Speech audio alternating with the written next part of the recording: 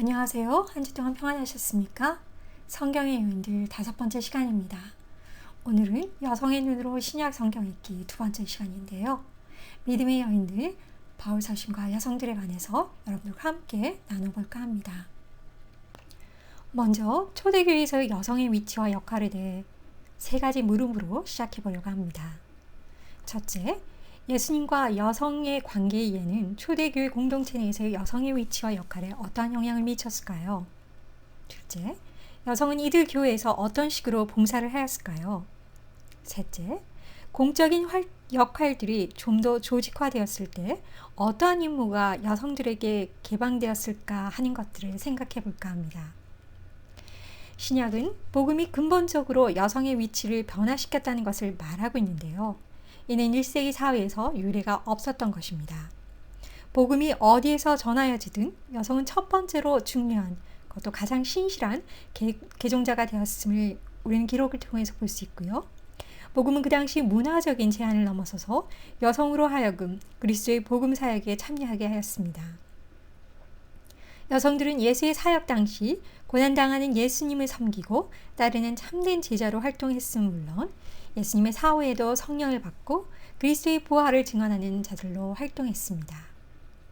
신약은 처음 교회가 존재할 때부터 여성을 교회의 완전한 참여자임을 말해주고 있고 회중의 활동에 모두 참여했을 뿐만 아니라 똑같이 성령을 부여받았음을 성경은 기록하고 있습니다. 사도행전은 초대교회 역사서로서 교회의 공동체에 관한 많은 것들을 기록하고 있는데요. 사도행전 1장은 예수의 승천을 지켜본 사도들이 올리브 산으로부터 예루살렘에서 돌아와 그들이 묵고 있던 다락방에 올라갔다고 기록하고 있습니다. 이때 여인들과 예수의 어머니 마리아가 그곳에서 예수의 11제자와 예수님의 동생들과 함께 마음을 모아 기도하고 있었다는 사실을 언급하고 있습니다.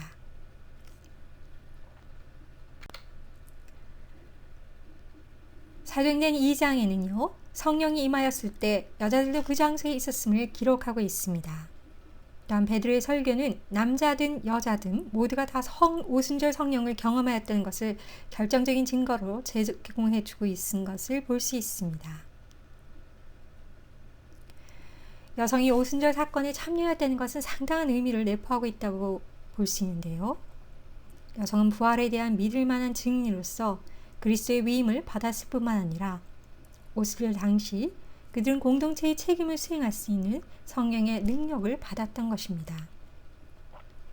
이것은 신약 교회에서 여성이 복음 사역을 감당할 수 있는 자격을 부여받았음을 의미하는 것입니다. 오순절에 성령을 받은 여인들은 분명히 갈릴리로부터 예수를 따르며 섬기다가 예수의 부활을 목격하고 그 사실을 제자들에게 증언했던 갈릴리의 여인들입니다. 구약에서 예언자들은 하나님이 마지막 날에 심판과 구원의 일을 수행하기 위해 내가 내 영을 만민에게 부어주리니 너희 자녀들이 장래일을 말할 것이며 너희 늙은이는 꿈을 꾸며 너희 젊은이는 이상을 볼 것이며 그때 내가 또 내 영을 남종과 여종에게 부어줄 것이라는 사실을 예언했습니다. 그리고 베드로는 오순절 설교에서 종말의 그 일이 지금 영과 함께 그대로 실현되고 성취되었음을 말했습니다. 여인들이 하나님의 영을 받고 하나님의 종이 되었으며 부활의 증인으로 택함받은 자들이 되었음을 성경은 분명히 기록하고 있습니다. 이 사건에 대해서 신학자 게르하르트 키텔은 이렇게 평가했습니다. 사도행전 2장 1절에서 21절에 의하면 성령을 받은 남녀들은 모두 방언과 예언을 한 것으로 나타난다. 이들이 말한 방언과 예언은 단순히 초자연적인 신비한 힘에 의해 다른 사람이 알아들을 수 없는 입술 소리를 말하거나 미래의 생사화복을 점치는 행위가 아니다. 방언은 예수 그리스도를 죽은 자 가운데서 살린 하나님의 큰 일을 각국 나라 사람들로 하여금 알아듣게 하며 또한 예언은 그리스도의 구원사가 중심을 차지하는 하나님의 뜻을 대언해주는 것이다 라고 말했습니다. 또한 사도행전 4장은요. 오순절 사건 이후 남자와 여자 모두 기도 모임에 함께 참여하였으며 성령의 충만함을 경험하였고 대담하게 하나님의 말씀을 선포하였던 것을 기록하고 있습니다.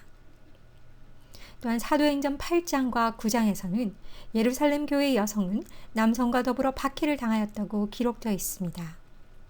이에 대해서 신학자 벤 위더링턴 3세는요. 누가의 독자들에게 있어 이것은 사울이 남자들과 마찬가지로 여성을 옥에 가두지 않고서는 그 운동이 멈출 수 없다고 생각할 정도로 여성은 충분히 중요한 존재라는 것을 암시함에 틀림없다라고 평가했습니다. 사도행전 16장에는요. 빌립보 교회 설립에 관한 기록이 나와 있는데요. 바울이 그곳에 기도체에 모인 일부 유대인들, 이들은 유일하게 여성으로 이루어진 무리였습니다. 바울은 이들에게 이야기를 함으로써 그의 사역을 시작하였다고 기록하고 있습니다. 또한 최초의 개종자인 루디아는 바울을 그녀의 집에 초대하였는데 이 집은 그 이후로 신자들을 위한 모임 장소가 되었다는 것을 기록하고 있습니다. 이에 대해서 벤 위더링턴 3세는 이것은 새로운 신앙과 옛 유대 질서 사이에 강한 대조를 보여준다고 할 수 있다. 합법적인 회당은 남자의 참석만을 요구하였던 반면 기독교 제자들의 새로운 모임은 여성 개종자로부터 시작될 수 있었으며 그녀의 가정은 그들의 모임을 보호해 줄 수 있었다라고 평가했습니다.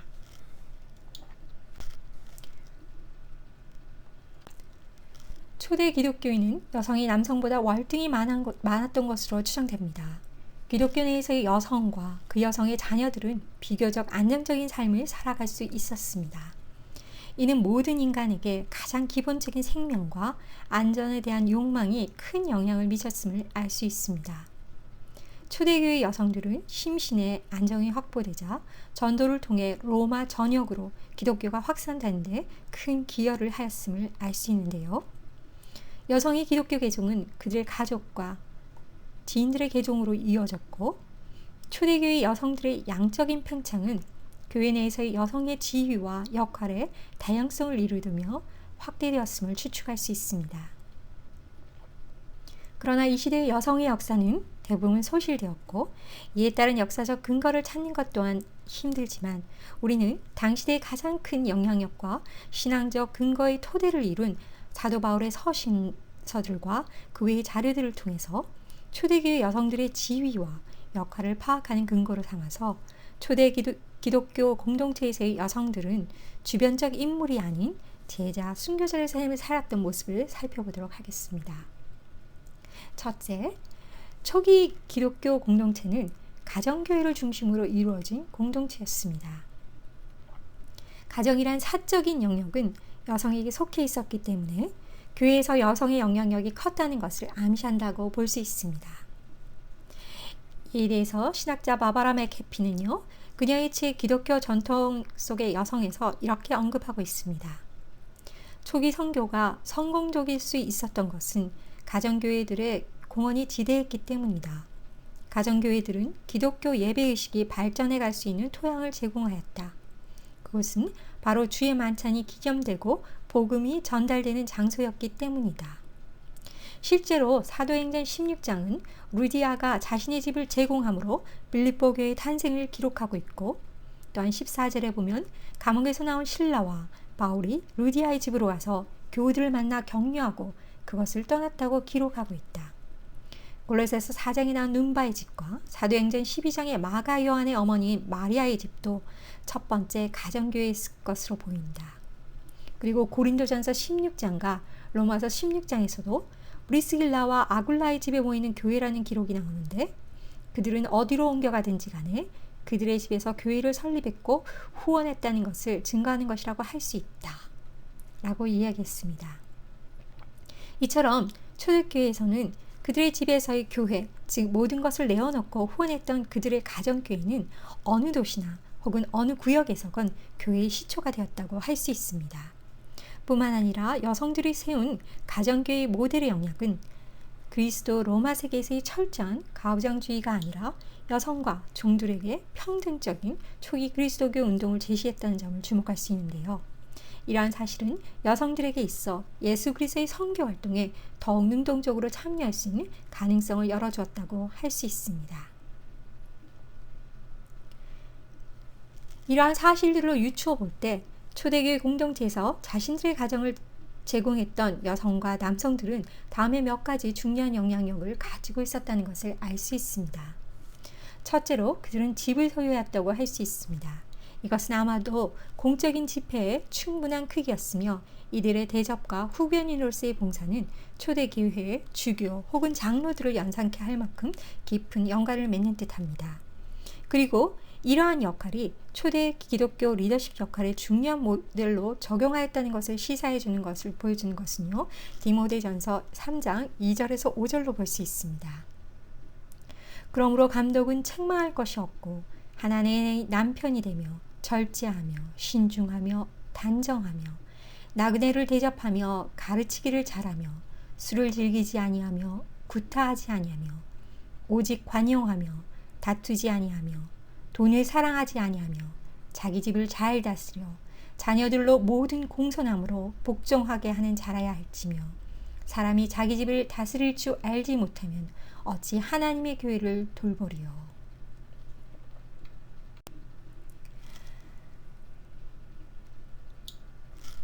바울 서신에 나타난 여성들의 역할에 대해서 조금 알아볼까 하는데요.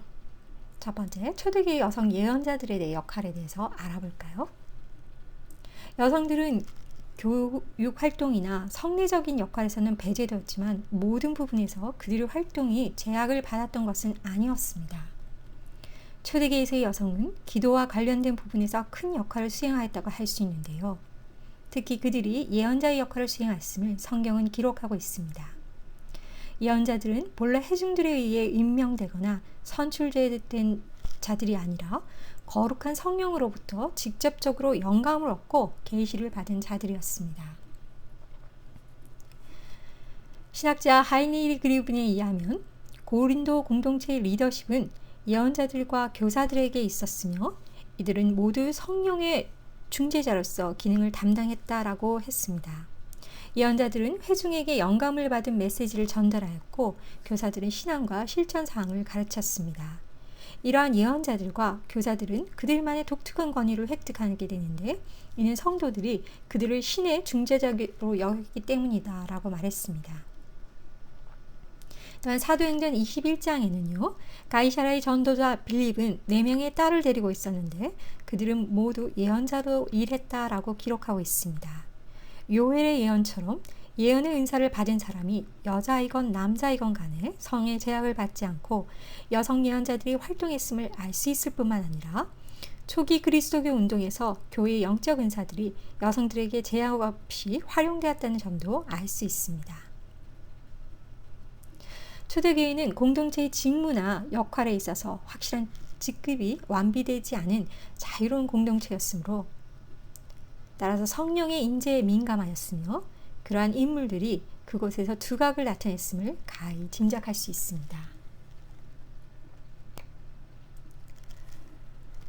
초기 그리스도교 문화에서 상당히 많이 다뤄지고 있는 여성의 모습은 과부의 모습인데요. 우리는 이들의 역할에 대해 주목을 해볼까 합니다.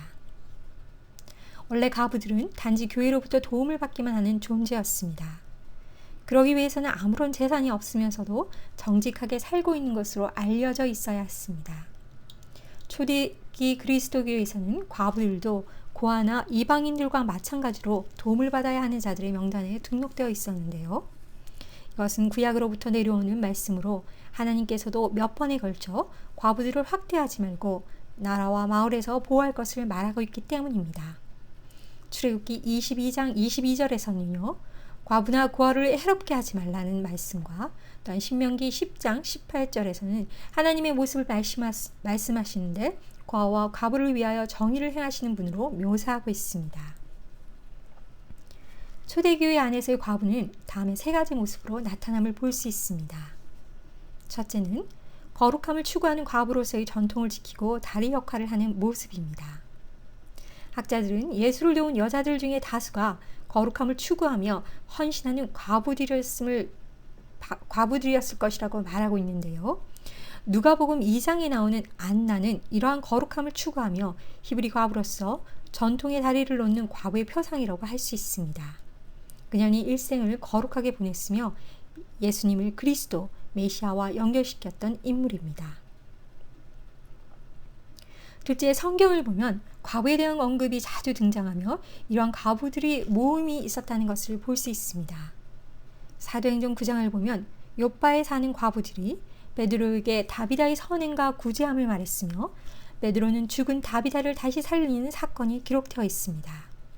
이를 볼 때 이 과부들은 다비다를 중심으로 모여 살던 공동체로 보이고 베드로가 그들의 요청에 의해 욥바로 온 것이나 다비다가 살아난 후에 과부들과 성도들을 부른 것으로 볼 때 과부들의 직제가 그때부터 있었던 것으로 보입니다.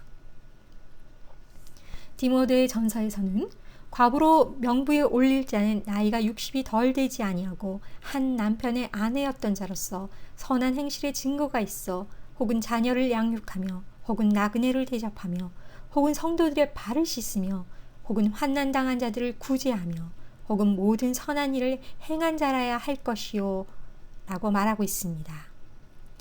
이것은 교회에서 지원만 받는 과부와 교회에서 봉사하며 헌신하는 직제에 속한 과부들과 구분하고 있음을 알 수 있습니다. 이에 대해서 신학자 진 라포르트는 이렇게 언급하고 있습니다. 더욱이 3세기가 되면 이렇게 도움을 받기만 하던 과부들도 특별한 임무를 수행하기 위해 선출된 자로 나타나기 시작하는데 그녀의 주된 임무는 모든 교회와 그녀의 후원자들을 위해 기도하는 것이었다. 특히 이들에게 이러한 임무가 맡겨지게 된 것은 아마도 하나님은 과부들과 억압받는 자들의 기도를 들으신다는 오래된 믿음이 작용한 것 같다. 특히 환자들을 위한 기도에 효력이 있다고 생각되었으므로 때때로 과부들은 환자들을 위해 손을 얹고 기도를 하기도 하였다라고 말했습니다. 셋째, 경제적인 여유와 자유를 가지고 있어서 초대교회 사역에 동참한 과부의 모습입니다. 이에 대해서 로드니 스타크는 이렇게 언급하고 있습니다. 당시 그리스 로마 사회에서 아우구투스 황제는 2년 이내에 과부들에게 재혼을 하게끔 촉구하였으며 여성의 재산이 남편의 소유가 되게 하였던 점을 생각할 때 상당한 과부들이 재혼을 하지 않고 독신으로 개인적으로 재산을 가지며 살았음을 알 수 있다. 이는 그녀들이 앞에서 언급한 후견위로서의 역할을 하였든 예수 그리스도를 섬긴 여성들과 같이 자신의 재산으로 타인을 섬겼든 과부로서 존경받을 수 있는 기회가 주어졌으며 받고 있음을 알 수 있다. 이는 초대기원에서 과부가 존경받을 수 있는 또 하나의 요소가 되었다라고 말했습니다. 다음으로 주목할 역할은 교사의 역할입니다. 기도서 2장 3절을 보면 늙은 여자로는 이와 같이 행실이 거룩하며 모함하지 말며 많은 술에 종이 되지 아니하며 선한 것을 가르치는 자들이 되고 그들로 젊은 여자들을 교훈하되 라는 구절이 나오는데요. 당시 많은 여자는 교사로서 역할을 담당했음을 보여주는 기록이라고 할 수 있습니다. 또한 일례로 디모데 후서에서 바울은 디모데 할머니 로이스와 어머니 유니게가 디모데에게 훌륭한 교사였음을 언급하고 있습니다. 초대교회 모임이나 오순절 성령 강림 사건이 모두 마가의 어머니 마리아의 집에서 이루어진 사실이나 빌립보 교회가 루디아에 의해 라오디아 교회가 눈바와 같은 평범한 여성들에 의해 이루어졌다는 사실은 초대교회 공동체에 참여한 예수운동의 전승 주체인 여성들이 그 공동체를 유지시키고 발전시킨 증거라고 할 수 있습니다. 이를 통해서 초기 교회의 여성들이 얼마나 자주적이었는지를 짐작할 수 있는데요. 구체적인 여성들의 활약상은 바울서신 곳곳에서 등장하고 있습니다. 바울서신에는 모두 14명의 여성들이 등장하고 있는 것을 볼 수 있는데요. 바울에 속한 회중들 가운데서 공적으로 여성들이 수행한 적극적인 역할은 로마서 16장 1절에서 16절의 문안 인사에 나타난 모든 회중과의 관계에서 추론할 수 있다고 생각합니다. 이 문안 인사에 28명이 호명되는데 그 중에서 10명이 여자들입니다. 갱그레아 교회에서 봉사하는 베베, 그리스도 예수를 위해서 함께 일하는 동지 프리스킬라, 수고를 많이 한 마리아, 나와 함께 갇혔던 유니아, 주님을 위해서 애쓴 두르베나와 두르보사, 특별히 수고한 사랑하는 버시, 루포의 어머니 율리아, 내레의 누이가 언급되고 있습니다. 또한 빌립보서 4장에는 복음을 전하느라고 나와 함께 애쓴 사람들로서 유오디아와 순두개를 언급하고 있습니다. 바울의 안부와 격려를 받는 이 여인들은 누구일까요? 안타깝게도 이 여인들 모두에 대한 자세한 기록은 거의 나와 있지 않습니다. 하지만 이 여인들의 기록이 무엇을 의미한다고 볼 수 있을까요? 초기 그리스도교 운동에서 바울과 함께 남성과 여성들의 헌신과 수고가 있었음을 간파할 수 있는 부분이라고 할 수 있습니다. 자, 그럼 저와 함께 바울의 사역에 함께했던 믿음의 여인들을 만나볼까요? 첫 번째 주인공은 봉사와 구제의 삶을 보여준 욥바의 여제자 다비다입니다. 사도행전 9장 36절은 이렇게 시작하고 있습니다. 욥바의 다비다라 하는 여제자가 있었으니 그 이름을 번역하면 도르가라. 선행과 구제하는 일이 힘이 많더니. 바울과 동역했던 여성들 중 다비다는 신약 성경에서 유일하게 여제자로 거명된 여성입니다. 특히 그녀는 선행과 구제하는 일에 힘쓴 여인이었습니다. 다비다가 여제자로 불린 것은 주목할 만한데요.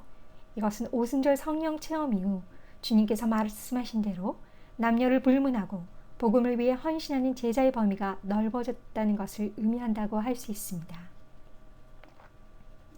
당시 지중해 연안에 위치한 욥바에는 과부들이 많았습니다.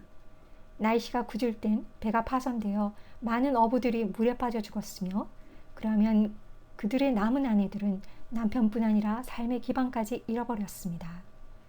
그 당시에는 아무런 사회보장 제도도 없었지만 하나님의 말씀은 그분의 백성들에게 과부와 고아들을 잘 돌보라고 분명히 가르치고 있습니다. 제자인 다비다는 하나님께서 특별한 방법으로 관심을 가지신 그들, 특히 가난한 자와 가부들에게 물질적 도움을 주었으며 그녀의 온 마음을 다해 선행과 구제의 삶을 실천하였음을 알 수 있습니다. 다비다가 병들어 죽었을 때 많은 과부가 베드로 곁에서 울며 다비다의 선행에 대한 고마움을 표시하였다고 사도행전 9장은 언급하고 있습니다. 욥바에 있는 많은 과부들이 다비다가 지어준 옷을 입고 있었다고 말하고 있고, 또한 다비다는 과부들의 도덕적이고 영적인 뒷받침을 해주는 여인이었을 것이라고 추측할 수 있습니다. 베드로가 죽은 다비다를 하나님의 능력으로 살림으로 욥바의 많은 이들이 주님을 믿게 되었습니다. 이로써 다비다의 삶과 죽음과 부활은 복음 전파에 많은 유익이 되었다는 것을 알 수 있는 본문입니다. 사실상 다비다의 예는 봉사가 핵심인 교회 직무의 발전에 도움이 되었을지 모릅니다. 다비다는 제자들의 성격 가운데 하나인 성김의 리더십을 실천해 많은 사람을 주께로 인도한 여제자였습니다. 그녀가 보여준 섬김의 리더십은 바울의 선교의 사역에서 중요한 역할을 하였습니다.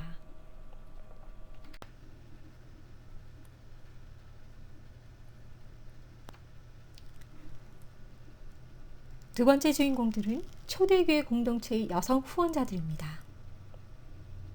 사도행전 12장 12절에서 17절의 말씀은 초대교회 공동체의 여성 후원자로서 예루살렘 공동체의 요한 마가의 어머니 마리아를 소개하고 있습니다. 말씀을 볼까요? 깨닫고 마가라 하는 요한의 어머니 마리아의 집에 가니 여러 사람이 거기에 모여 기도하고 있더라. 베드로가 대문을 두드린데 로데라 하는 여자아이가 영접하러 나왔다가 베드로의 음성인 줄 알고 기뻐하여 문을 미처 열지 못하고 달려들어가 말하되 베드로가 대문 밖에 섰더라 하니 그들이 말하되 내가 미쳤다 하나 여자아이는 힘써 말하되 참말이라 하니 그들이 말하되 그러면 그의 천사라 하더라. 베드로가 문 두드리기를 그치지 아니하니 그들이 문을 열어 베드로를 보고 놀라는지라. 베드로가 그들에게 손짓하여 조용하게 하고 주께서 자기를 이끌어 옥에서 나오게 하던 일을 말하고 또 야고보와 형제들에게 이 말을 전하라 하고 떠나 다른 곳으로 가니라. 베드로가 감옥에서 벗어난 직후 곧바로 마리아의 집으로 간 것으로 볼 때 교인은 정기적으로 마리아의 집에서 모였던 것으로 보입니다. 그리고 그녀의 집에 종이 있는 것으로 보아 그녀는 재력이 있는 여성으로 초대교회를 물질로 후원한 영향력 있는 후원자임을 짐작해 하는 본문 말씀임을 알 수 있습니다.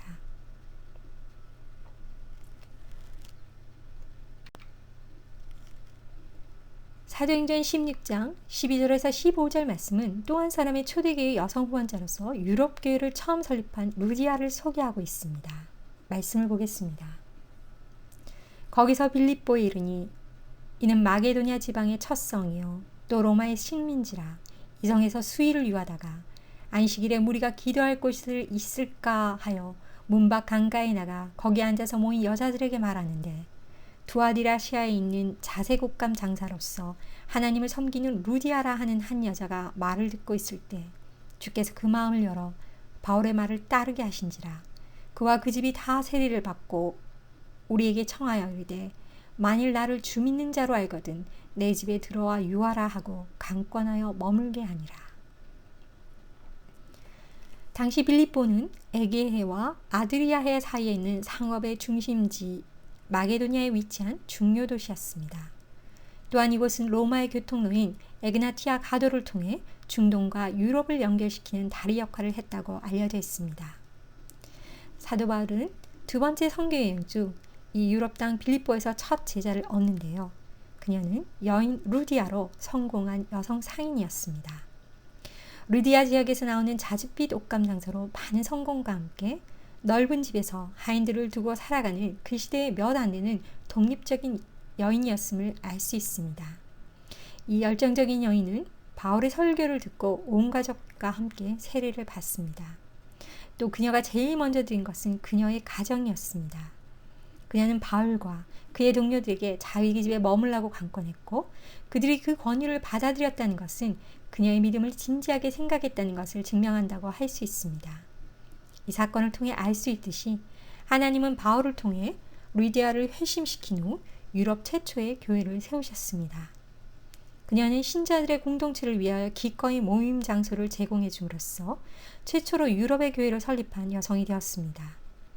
그녀가 빌립보 교회 설립에 두드러진 역할을 하였으며 큰 영향력을 미쳤음을 짐작할 수 있는 기록이라고 할 수 있습니다. 이렇게 두 여인, 요한 마가의 어머니 마리아와 루디아의 이야기는 여성들이 기독교 공동체의 내적 성장과 외적 성장에 도움을 주었다는 것을 가르쳐주는 이야기입니다. 세 번째 주인공들은 빌립보 교회의 유오디아와 순두개입니다. 말씀을 볼까요? 내가 유오디아를 권하고 순두개를 권하느니 주 안에서 같은 마음을 품으라.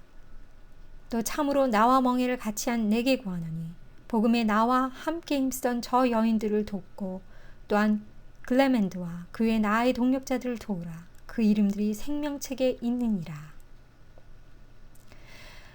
빌립보서 4장 3절에 보면 바울이 복음에 나와 함께 힘쓰던 저 여인들이라고 말하고 있습니다. 그 의미를 생각해 보려고 합니다.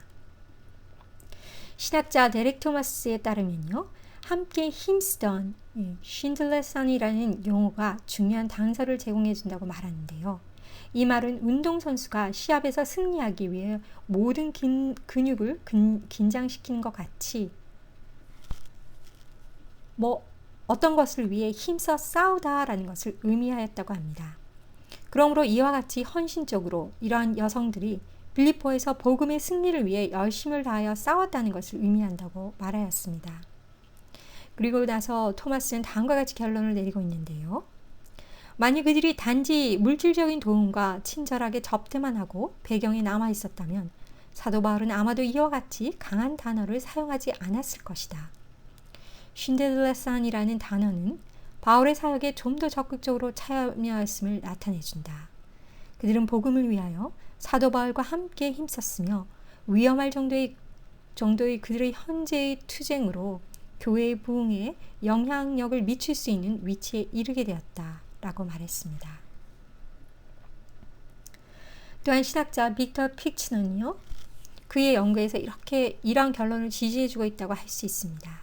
그는 이 동사는 이러한 여성들이 단순히 사도 바울을 그들의 가정으로 맞아들였다는 것을 의미하기보다는 좀 더 적극적인 역할을 내포하고 있는 것으로 보인다라고 언급하고 있습니다. 좀 더 확실한 단서는요, 복음 안에서라는 구절에 있다고 할 수 있습니다. 여성들이 바울과 함께 행한 일을 묘사하는 것으로서 그 구절은 공적인 사역을 언급하는 것으로 보입니다. 이에는 복음을 선포하는 적극적인 역할도 포함된다고 볼 수 있고, 또한 바울은 빌립보서 4장 3절에서 그 이름들이 생명책에 있는 나의 남은 동력자들과 같은 위치에 놓고 있는 것을 볼 때 그녀들의 수고와 헌신을 바울이 얼마나 높이 평가하고 있는지를 알 수 있습니다.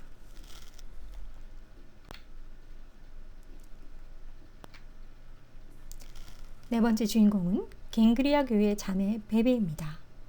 말씀을 볼까요? 내가 갱그리아 교회의 일꾼으로 있는 우리 자매 베베를 너희에게 추천하노니 너희는 주 안에서 성도들의 합당한 예절로 그를 영접하고 무엇이든지 그에게 소용되는 바를 도와줄지니 이는 그가 여러 사람과 나의 보호자가 되었습니다.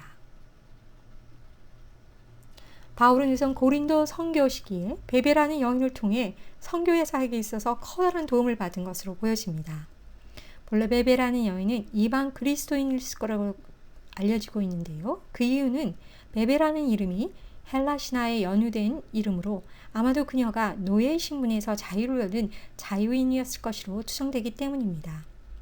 고대 헬라 사회에서 여성의 자기 정체성은 주로 남성에 의한 관계에 의해 규정되는 것이 일반적인 현상이었습니다.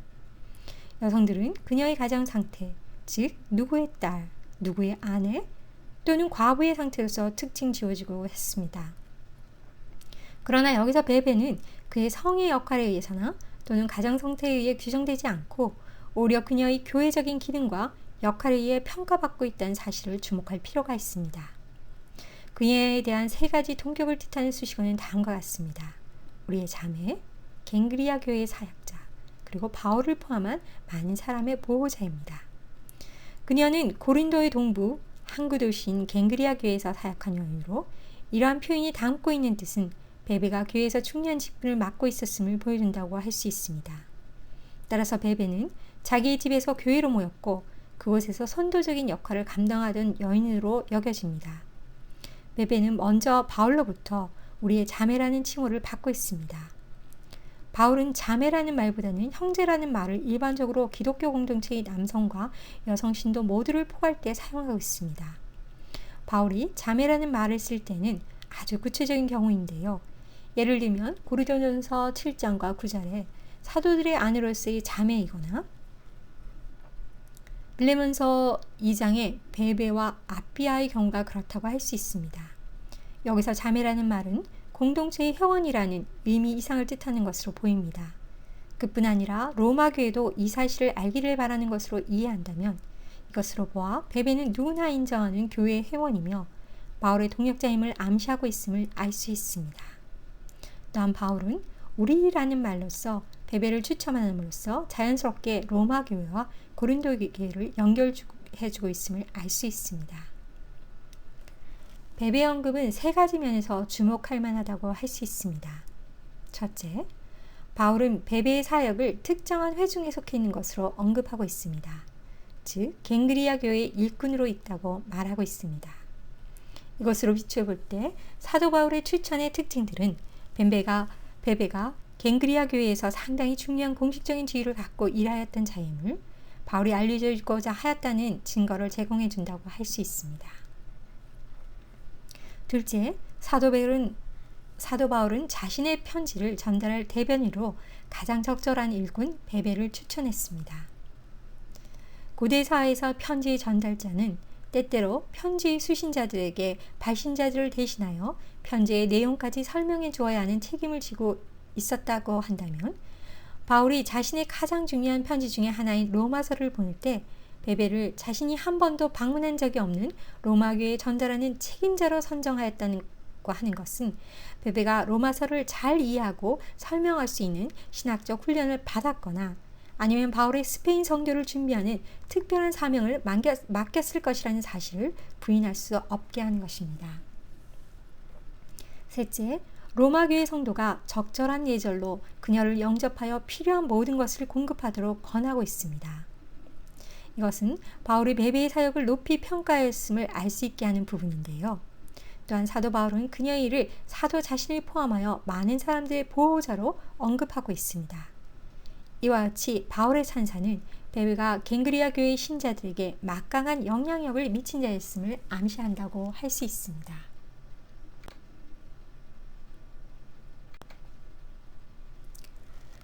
다섯 번째 주인공은 유니아입니다.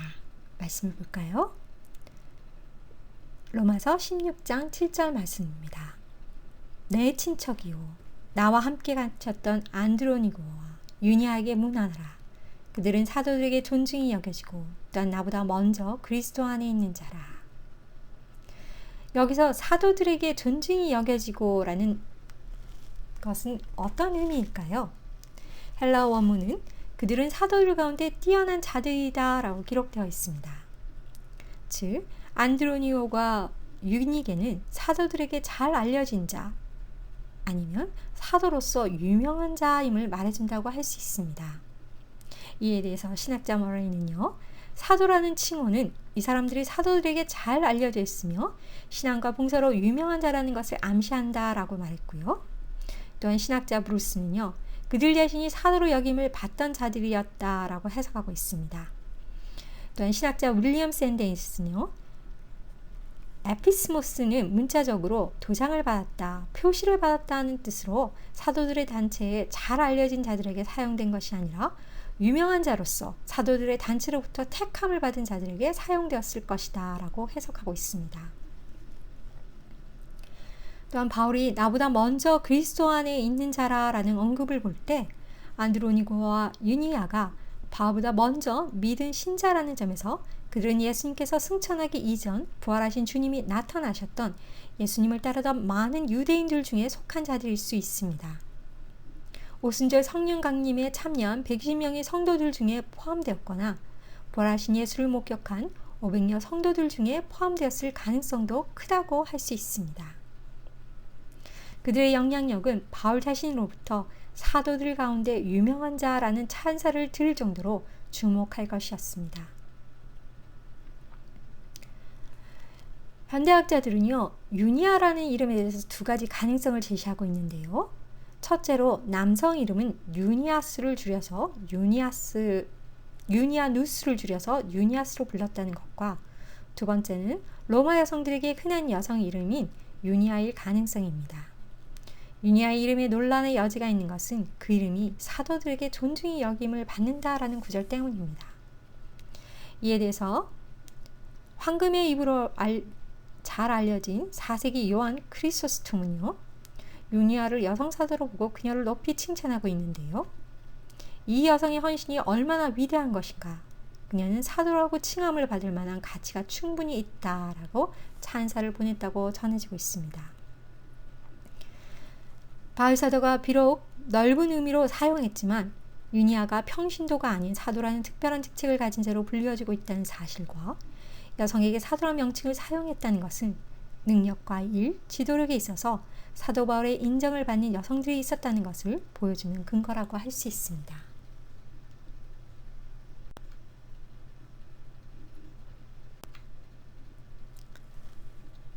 여섯 번째 주인공들은 아름다운 동역자 부부 브리스글라와 아굴라입니다. 말씀을 보겠습니다. 사도행전 18장 2절에서 3절입니다. 아굴라라 하는 본도에서 난 유대인 한 사람을 만나니 글라우디오가 모든 유대인을 명하여 로마에서 떠나라 한 고로 그가 그 안에 브리스글라와 함께 이달리아로부터 새로운지라. 바울이 그들에게 가매 생업이 같으므로 함께 살며 일을 하니 그 생업은 천막을 만드는 것이더라. 사도행전 18장 1절은요, 바울이 아덴을 떠나 고린도에 이르렀다고 간단히 기록하고 있습니다. 고린도는 복음을 전세적으로 전파하기 위해서는 반드시 복음이 전해져야 할 전략적 요충지였습니다. 당시 고린도는 지형적 위치로 인해 무역과 상업이 발달한 도시였으며 여러 민족이 세운 갖가지 신전들로 가득 찬 곳이었습니다. 특히 아프로디테 신전은 고린도를 대표하는 최고의 신전으로 신전에서 제의를 행할 때 고린도 사람들이 음란을 많이 행하였다고 전해지고 있습니다. 음란하고 방탕한 생활을 가리켜 고린디아조이, 즉 고린도인처럼 되다라는 말이 생길 정도였다고 하는데요.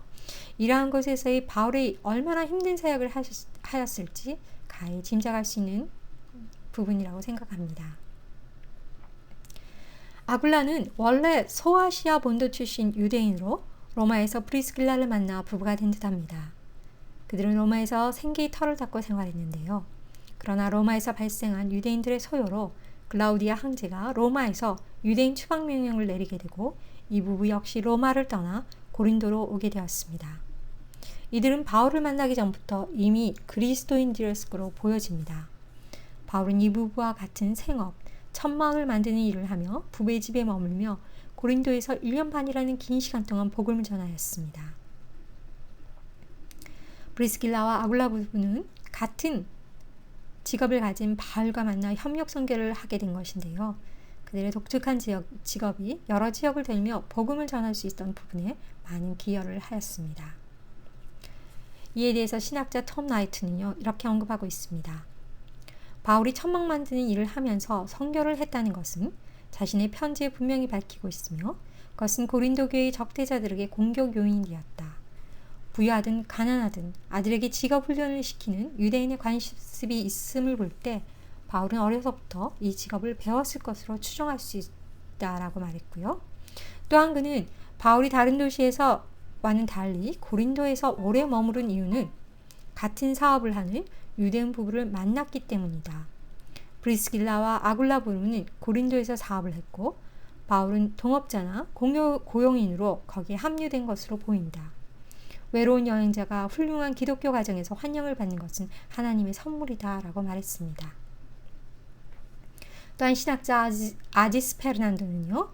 바울은 자신의 필요를 충족시키기 위해서 천막 만드는 일로 노동을 했으며 두 가지 이유로 이 일을 했음을 알 수 있는데 하나는 부족한 자금과 그리스도의 종으로서의 자신의 신임을 유지하기 위한 바람에서고 또 이를 행함으로 바울 이외에도 성경 속의 니에미야와 다니엘과 같은 전통이 있음을 기억해야 한다라고 말했습니다.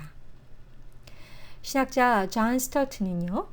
아내인 브리스길라의 이름이 남편 아굴라보다 먼저 언급되었는데 그 이유가 영적이었던 것이건 아니면 사회적이었던 것이건 혹은 기질적이었던 것이든 간에 바울은 그녀의 지도력을 인정해주고 비판하지 않은 것으로 보아 그녀가 더욱 뛰어난 활동을 전개했다고 추측할 수 있다라고 언급했습니다.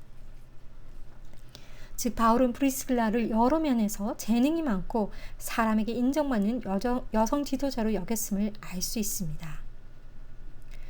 브리스길라와 아굴라는 바울과 함께 에베소로 갔고 바울이 안디옥 교회로 돌아간 이후에도 계속 에베소에 머물러 교회의 지도자 역할을 감당하며 성경에 능통한 아볼로를 데려다가 하나님의 말씀을 가르치게 되는데요. 아볼로가 성경에 능한 자라는 점에 있어서 하나님의 도를 더 자세히 풀어 그들이 설명하였던 것은 브리스길라와 아굴라가 아볼로가 받아들인 것을 보장할 수 있는 전문가적 식견이 있었다는 것을 말해주는 것이라고 할 수 있습니다. 또한 바울은 로마서 16장 3절에서 5절에 이들 부부의 헌신에 대해서 이렇게 언급하고 있습니다. 너희는 그리스도 예수 안에서 나의 동역자들인 브리스가와 아굴라에게 문안하라. 그들은 내 목숨을 위하여 자기들의 목까지 내놓았나니 나뿐 아니라 이방인의 모든 교회도 그들에게 감사하느니라. 또 저희 집에 있는 교회에도 문안하라. 내가 사랑하는 에베네도에게 문안하라. 그는 아시아에서 그리스도께 처음 맺은 열매니라. 로마서 3절부터 16절까지 로마교회 성도들에게 문안하는 내용 중 제일 먼저 문안하도록 요청한 사람은 브리스길라와 아굴라입니다. 바울은 자신의 선교 사역에 있어서 자기를 도와줬던 이 부부를 동역자라고 칭하면서 그리스도 예수 안에서라는 구절과 함께 이 명사를 사용하고 있습니다. 그가 브리스길라와 아굴라 부부를 나의 동역자들이라고 한 것은 그들의 수고에 경의를 표함과 동시에 그들의 권위를 강화시켜주는 것이라고 할 수 있습니다. 바울은 남성과 마찬가지로 여성도 기꺼이 동역자로 언급하고 있는데요. 그의 사역을 도와준 여성들에게 즐겨 사용한 용어인 동역자 슈네르고스는요. 그것과 동료인 근면한 자들인 코피온과 더불어 특정한 기독교 그룹을 언급할 때 사용되어지는 용어였습니다. 또한 16장 4절에서 바울의 복음 사역에 있어서 브리스길라와 아굴라가 조력한 헌신의 정도를 비유적인 표현으로 자기의 목이라도 내놓았나니라고 매우 생생하게 표현하고 있는데요. 헬라의 문자적 의미로는 도끼 아래 자신들의 목을 내어놓다라는 의미로 사형 집행자의 칼날 밑에 목을 내어놓는 것을 의미하는 것입니다. 이것은 이 부부가 구체적으로 바울을 큰 위험에서 건져준 사실이 있음을 보여주는데요. 바울이 전도 여행을 하다 여러 차례 공경에 처했을 때 구체적인 단정은 할 수 없지만 아마도 데메드리오와 은장색들의 폭력 시위가 있었던 에베소의 위기였음일 가능성이 높습니다. 또한 4절에 나뿐 아니라 이방인의 모든 교회도 그들에게 감사하느니라 라는 본문은요. 브리스가와 아굴라 부부의 선교 조력 활동이 매우 컸음을 암시한다고 할 수 있습니다.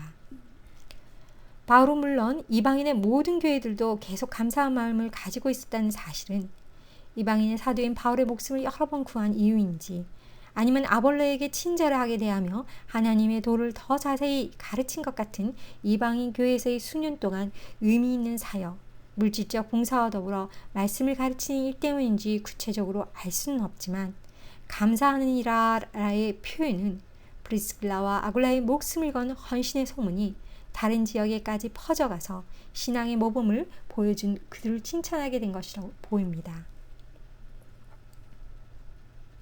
또 저희 교회에도 문안하라에서 저희 교회는 그들의 집에 있는 교회란 의미입니다. 정확한 정황은 알 수 없지만 이 부부의 집에 있는 교회를 대상으로 문안하고 있는 것으로 볼 때 로마에서도 그들의 집이 교회로 사용되었음을 추측할 수 있습니다.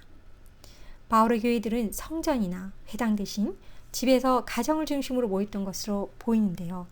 이것이 소위 가정교회였습니다. 이렇게 말씀을 통해 알 수 있듯이 고린도에서 바울을 만난 브리스길라와 아굴라 부부는 그와 함께 선교 사역을 수행하였는데 누구보다 열심히 바울의 사역을 도왔으며 그들에 맡겨진 사역에도 힘을 다하였음을 알 수 있습니다. 바울은 이 부부의 가정교회를 선교기지로 삼아 선교 범위를 확장시켰으며 바울은 브리스길라 아굴라 부부를 협력자이며 동역자로 인정하고 그들의 독립적인 사역을 존중했으며 마지막까지 사랑으로 동역하며 서로 교류하며 신뢰와 존중의 관계를 유지하였음을 기록하고 있습니다.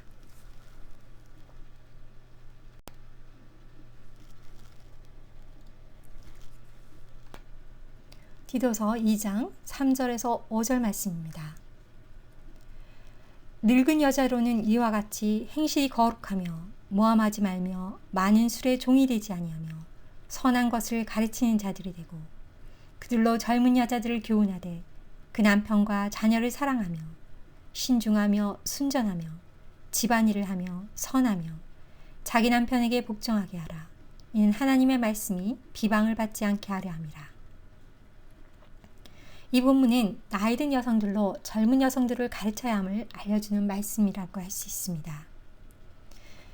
여성이 이끄는 여성 사역이 효율적인 이유는 수없이 많다고 할 수 있습니다.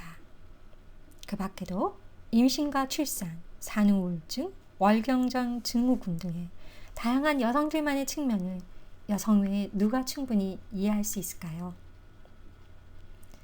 미혼과 기혼 여성으로 느끼는 갈등과 좌절, 그리고 자녀들의 취약전 시간에 찾아오는 극도의 정신불안은 모든 여성들이 공감하고 있습니다. 이러한 여성 자신의 환경을 보고 웃을 수 있도록 도와줄 수 있는 사람은 좀 더 경륜이 있는 여성이 아닐까 생각합니다. 경건스러운 생활에서 참을성과 사랑을 회복하도록 격려할 수 있는 사람도 좀 더 경험 있는 나이 든 여성이 아닐까요? 이렇게 여성들은 다른 여성들의 경험을 통하여 가사를 꾸려가며 남편을 사랑하고 자녀를 양육할 때 각기 다른 벅찬 요구들 사이에 어떻게 균형을 이룰 것인가에 대한 지혜와 해답을 얻을 수 있다고 생각되어집니다. 현명하고 경륜 있는 여성이 성희롱이나 성폭력에 대한 조언과 대책을 세워줄 수 있을 것이고 위험하거나 학대받는 상황에 있는 젊은 여성 편에서 들어주고 믿고 중재할 수 있을 것입니다. 또한 교회 지체들과 지도자들로부터 도움과 원조를 받을 수 있도록 도와줄 수 있을 것입니다. 이렇게 여성들은 우리를 실망시키지 않고 삶의 모든 상황에서 완벽하게 신실하신 유일한 하나님에 대해 거룩한 중년 여성이 젊은 여성을 가르쳐 줄 수 있으며 하나님을 좀 더 알 수 있도록 성경과 자신의 삶의 경험을 통해 가르쳐 줄 수 있다고 생각합니다. 그럼 젊은 여성에게 본이 될 만한 성숙한 여성에 대해서 알아볼까요? 디도서 2장 3절에서 5절 말씀은요. 하나님이 젊은 여성들을 돕는 일에 부르신 여성을 묘사하고 있다고 할 수 있습니다. 젊은 여성보다 본받기 원하는 여성상이 나타나 있다고 할 수 있는데요. 이런 성숙한 여성들의 삶을 들여다보면 그들이 하나님과의 어떤 관계를 맺고 있으며 이웃과의 중요한 관계는 어떻게 지속하는지 알 수 있습니다. 4가지 자질에 대해서 언급하고 있는데요. 첫 번째 자질은 경건함과 거룩함입니다. 두 번째 자질은 참소하는 자가 되어서는 안 된다는 것입니다. 세 번째 자질은 많은 술의 종이 되어서는 안 된다는 것입니다.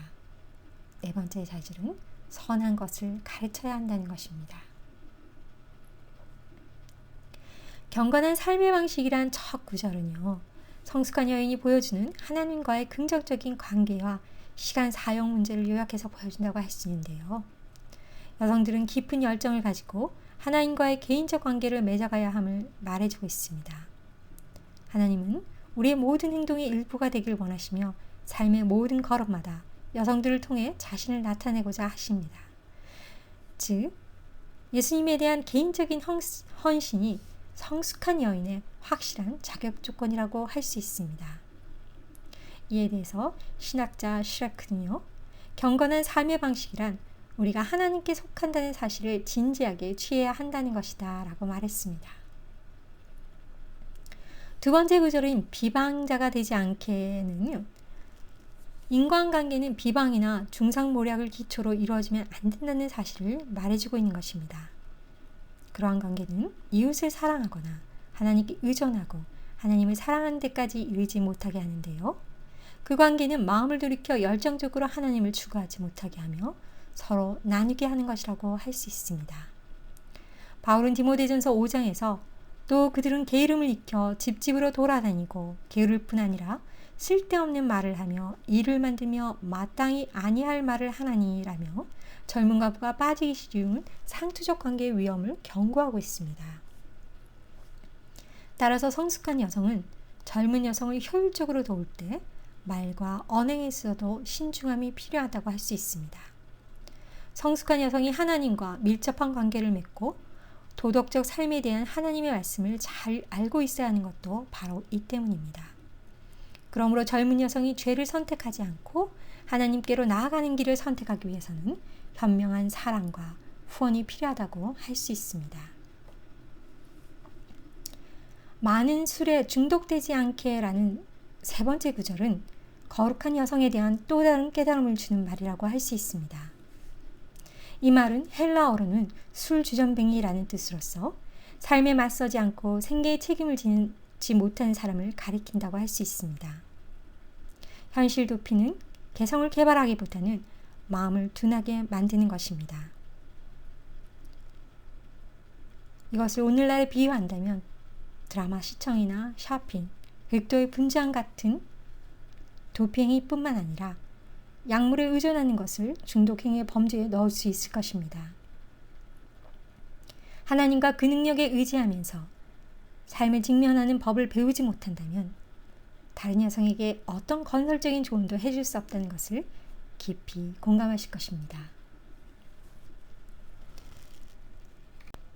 여성들이 도피나 중독을 통해 관계를 회피하거나 피상적 관계로 만족하지 않도록 하기 위해 성경은 어떤 건설적인 방법을 제시하고 있을까요? 선한 것을 가르치라는 구절에서 그의 답을 찾을 수 있을 것입니다.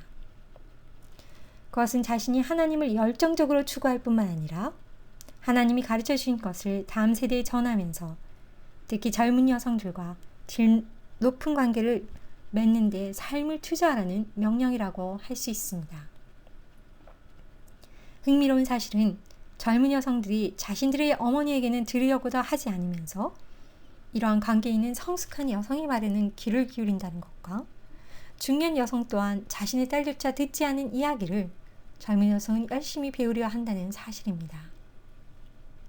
선이라고 번역된 말은 도덕적으로 선하며 고상하고 매력적이라는 뜻입니다. 가르치는 사람은 선이 무엇인지 알아야 합니다. 선이 무엇인지 이해하려면 하나님의 말씀에 대한 지식이 있어야 합니다. 인생 문제의 많은 부분이 성경에 그대로 나와 있지는 않지만 현대적 해결법을 말해주는 성경적 원리는 명백히 나와 있습니다. 하나님과 성경을 알게 된 성숙한 여성만이 젊은 여성에게 그 원리를 나누어 줄 수 있다고 생각합니다.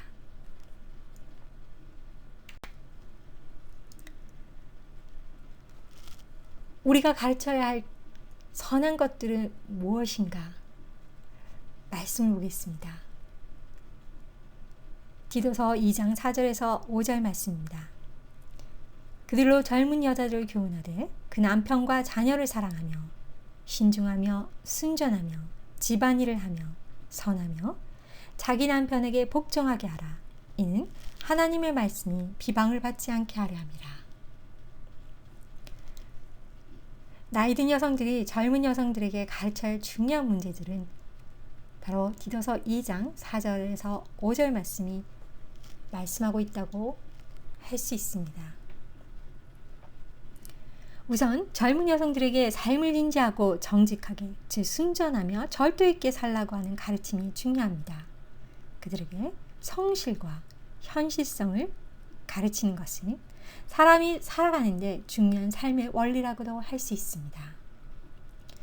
현실을 도피하는 것은 성격적 삶이 아닙니다.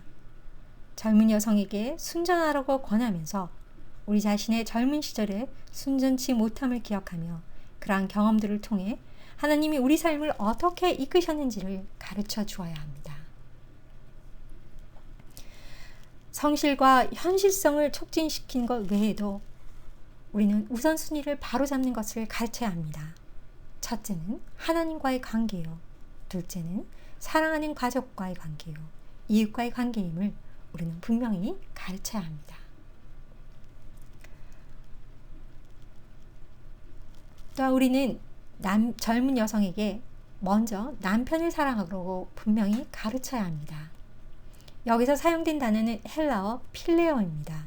필레오는 우정과 같은 형제애입니다. 서로에게 완벽을 요구하지 말고 관용과 인내 안에서 서로 존중하는 법을 가르쳐야 합니다. 에베소서 5장은 남편이 아내를 사랑으로 희생적으로 이끌도록 가르치며 아내가 남편의 리더십에 자발적으로 순종하도록 가르치고 있습니다. 남편에게 순종하는 아내는 자신의 개성을 떨어뜨리지 않고 도리어 하나님에 대한 헌신과 믿음을 나타내며 남편을 돕는 자입니다. 성경에서 보여주는 지도력과 순종의 그림은 남편의 보호를 또 하나의 축복으로 알고 그 안에서 아내가 자신의 잠재력을 개발해 나가며 남편과 더불어 하나님께서 기뻐하시는 복된 가정을 만드는 것이 아닐까 생각합니다. 우리 중 대다수가 어려움을 통해서 이 사실을 배웠지만 모든 사람이 경험을 통해 모든 것을 익힐 필요는 없겠지요. 나눠주신 기도 제목 중에 올해로 30년을 내 편보다는 남편으로 살아온 남편과 이제사 한 편이 되어가며 라는 진솔한 고백과 올해로 30년 전투적으로 살아오다가 이제는 친구 같은 남편이라고 진솔하게 나누어 주신 분들의 삶은 어느 누구보다도 부부 사이의 많은 어려움과 갈등을 겪고 있는 기혼 여성들에게 가장 좋은 대화 파트너요, 귀한 상담자가 되어주시라고 생각합니다. 남녀의 이해와 차이가 갈등을 일으킬 때 지혜롭고 성숙한 기독교 여성과 터놓고 대화를 나눈다면 서로의 감정을 나누면서 공감과 이해를 통해 해결 방법을 찾는 데 도움이 될 것이라고 생각합니다. 나눠주신 기도 제목 중에 성, 여성, 교회 안의 여성, 교회 밖의 여성, 페미니즘, 젠더 이데올로기, 정말 많은 것을 생각해야 하는 시대에 태어난 것 같습니다. 또한 제 딸이 어떤 세상에서 어떤 정체성을 가지고 살아야 하는지 가르쳐야 하는 입장에서 평소에 궁금해하던 주제라 기대가 됩니다. 성경적인 질서와 여성을 향한 하나님의 뜻과 계획을 이해하게 되는 시간이 되길 소망합니다. 라고 나눠주셨는데요. 그렇습니다. 우리 자녀들은 참으로 어려운 시대를 살고 있습니다. 낙태가 늘어가고 있고 또한 살아남은 아이들도 방치와 괴롭힘 등 온갖 학대를 당하며 살아가고 있습니다. 성 문제로 인한 각종 범죄와 성 정체성에 대한 혼란 속에서 살아가고 있음을 부인할 수 없습니다. 또한 오늘날 가정과 가족이 심각한 손상을 입었다는 사실은 의심의 여지가 없습니다. 그러므로 자녀 교육에 있어서 주 안에서 적절한 권위와 책임이 부여된 지혜롭고 현명한 여성이 꾸려가는 가정은 여성에게 진정한 만족을 가져다 줄 것이라고 생각합니다. 결혼, 어머니의 역할, 직업, 그 어느 것도 우리에게 깊은 성취감이나 자존감을 주지 못하는 사실은 기억해야 합니다. 오직 하나님 말씀 안에 사랑과 나눔의 실천의 삶을 통해서 딸로서, 아내로서, 어머니로서의 주어진 소명들을 지혜롭게 감당할 수 있음을 우리는 이 시대의 여성들에게 가르쳐야 합니다.